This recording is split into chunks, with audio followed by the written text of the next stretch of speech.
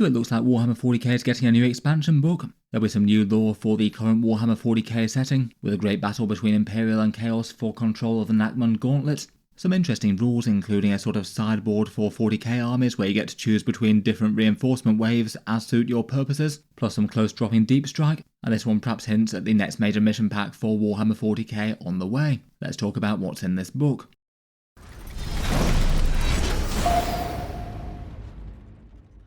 Hello and welcome back to Auspex Tactics, where today we're talking about 40k's latest expansion book, the one that's focusing around the Nachmund Gauntlet. This expansion to the game was announced on their Sunday preview article, and it seems to be coming alongside all the new Garden Krieg things, which I'll be talking about in a video later today.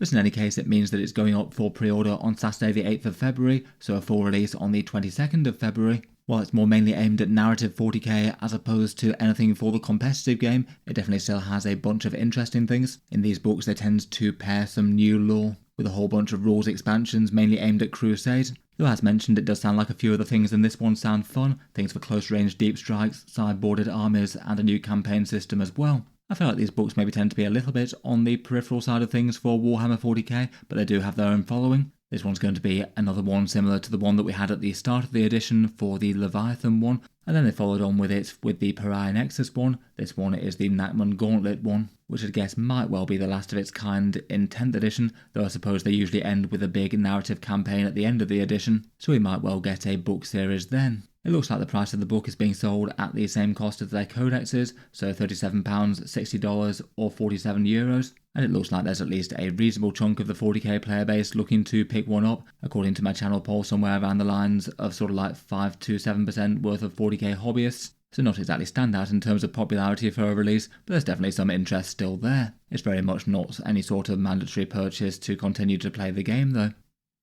The existence of this thing though does imply that the next one of the Pariah Nexus cards might not be too far around the corner. The Pariah Nexus mission deck came out in June 2024, and these followed the equivalent book of that in Crusade Pariah Nexus, though again that one came out significantly earlier in the year. It does mean that maybe sometime around June time there'll probably be an equivalent of these cards for the Nachmund Gauntlet, maybe not so very different to the chapter approved expansion that they had for that back in 9th edition, and I'd guess that this one will be the last of Games Workshop's yearly season things for 10th edition, with a new mission pack with new cards and a few different tweaks on the way that missions are played.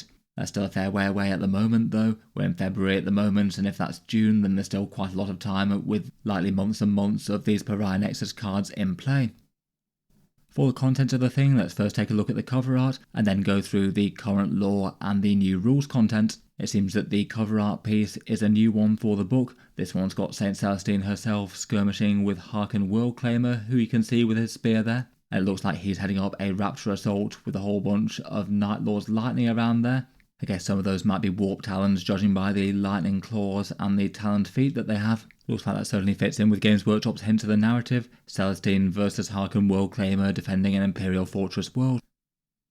For the lore of the region, this is one bit of space that Games Workshop have visited really quite a lot in previous campaign things, first mainly having a focus on the world of Vigilus, but also expanding a bit more of the lore for the entire Nachmund Gauntlet and the Rift War. The reason that this area is so hotly contested is because it's one of the only stable passageways between the Imperium Sanctus and the Imperium Nihilus, and one of the only reliable ways in which the Imperium can communicate and reinforce all the rest of their fellows that are cut off by the Great Rift. It means the map of it is fairly simple, basically a line of worlds and space connecting the one side of the galaxy to the other. A lot of the attention so far has been focused on Vigilus on the top right. That's basically the Imperial Bastion world that's on the northernmost tip of the bridge, and maybe the two most notable other worlds that have been focused on in the lore are Daravar, a Chaos Knight world that's sort of on the Rift Bridge type thing near Vigilus, and the focus for this latest narrative in Sangua Terra, which is on the southern tip of the big bridge, and it's basically trying to hold back the forces of chaos that might be coming out of it. Before we get into the story of Vigilus and the Nachmund Gauntlet though, I'll just give a quick shout out to today's video sponsor in Baron of Dice, who made some cool custom dice for the channel and asked to sponsor a bunch of videos at the time. They're a high quality dice maker based in the USA, and their main thing is to have a vast amount of dice that could apply to all manner of miniature wargame armies, potentially fitting in with Games Workshop chapters or factions and plenty of other things elsewhere. Generally big chunky high quality dice with a whole range of different finishes. They've got some nice Golden Eagle ones, for example, which could be good for certain Golden Armoured Warriors, or some all very knightly helms for your big stompy robots out there. Their typical dice offerings are around $32 or £26 for 25 dice. They're based in the USA and can ship worldwide, though prices can be a bit more expensive if they go overseas from the USA. And it did give me a discount code in Auspex as well, which gives you 5% off the total of any order, so it could be worth using if you were thinking about picking something up for them. As mentioned, they do have some fun channel dice as well. I'll leave those linked in the video description in their own link too. In any case though, a big thank you to them for sponsoring this video. Getting back to the lore of the Nachmund Gauntlet though, as mentioned, a lot of the attention and a lot of the fighting is focused on Vigilus before, which is a great big imperial fortress and bastion world, maybe notable for its lack of water but massive hive cities and things, and a good mix of various imperial influences, notably having some ecclesiarchy forces and a good amount of Adeptus Mechanicus on the planet as well.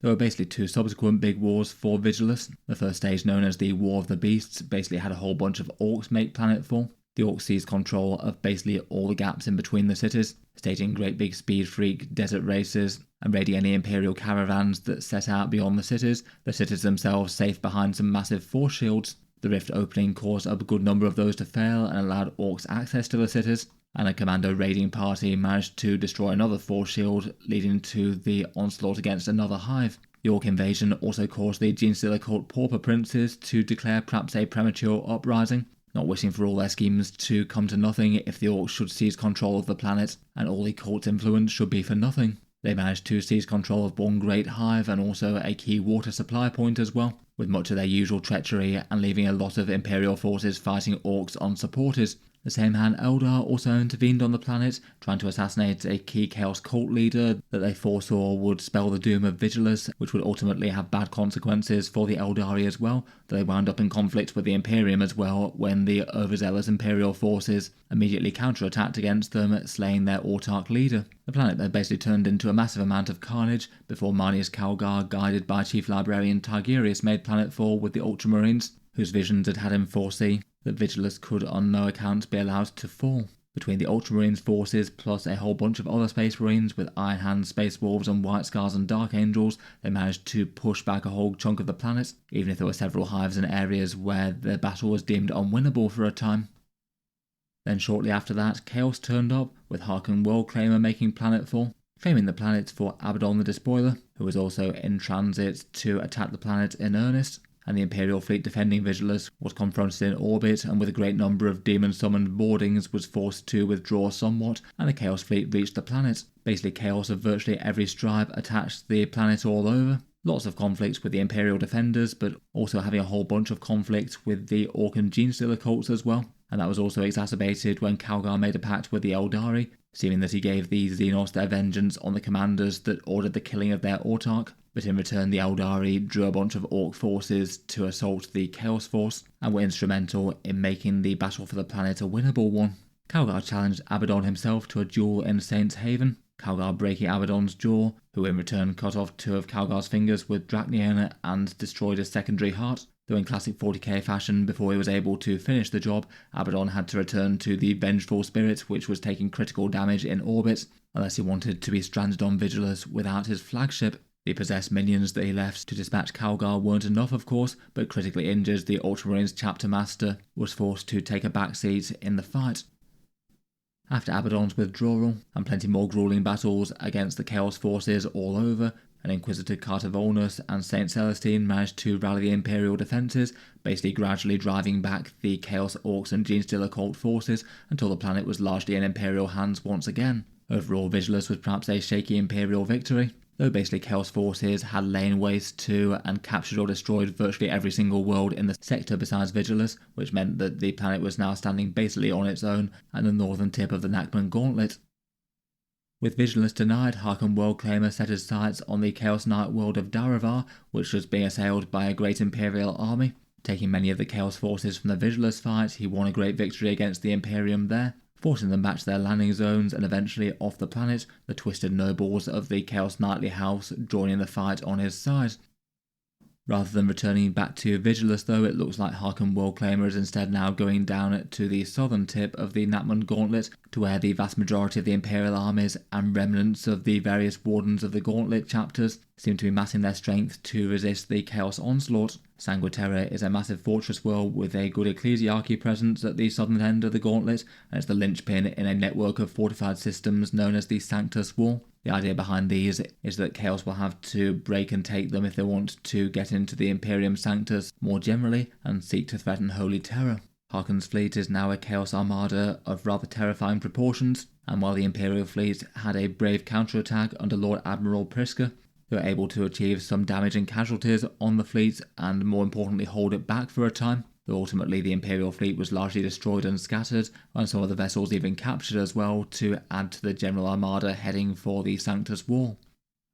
A lot of that lore's been the case over a fair few campaigns and things from 8th and 9th edition, and now it looks like 10th edition is set to continue the narrative. The Nachmund Gauntlet Crusade expansion apparently will detail Harkon Worldclaimer's assault on Sangua Terra and the 4 major systems in the Sanctus Wall around it, and as the cover would suggest, Sororitas forces are pretty notable amongst the defenders, including Judith Arita of Our Martyr Lady and Saint Celestine. Will be interesting to see if the Imperium can hold there, and usually with 40k narratives they tend to throw some surprises into the mix with that. I feel like it probably just won't be very simple Imperium versus Chaos, but we'll probably see some other players get involved as well in one way or another. If I get a chance, I'll hopefully aim to cover any of the lore developments from the book.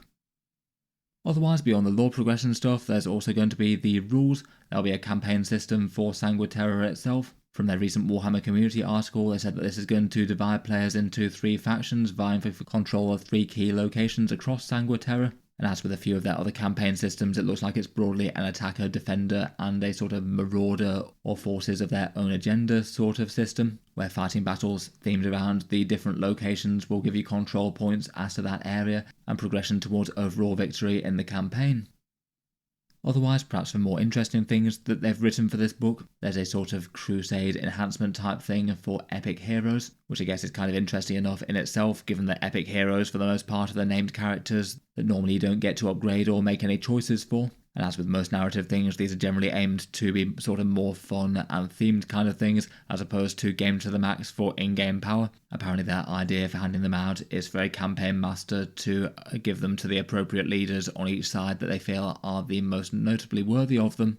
They gave a couple of examples of those rules in the article, including one where their unit gets to gain a battle trait at the start of each game. I guess that could allow them to have something useful at the start of the battle depending on what foe they're fighting. And there's also one that sort of helps out with Crusade admin style things, ignoring battle scars for their led unit and getting to mark an additional unit for greatness to allow them to level up faster or more reliably.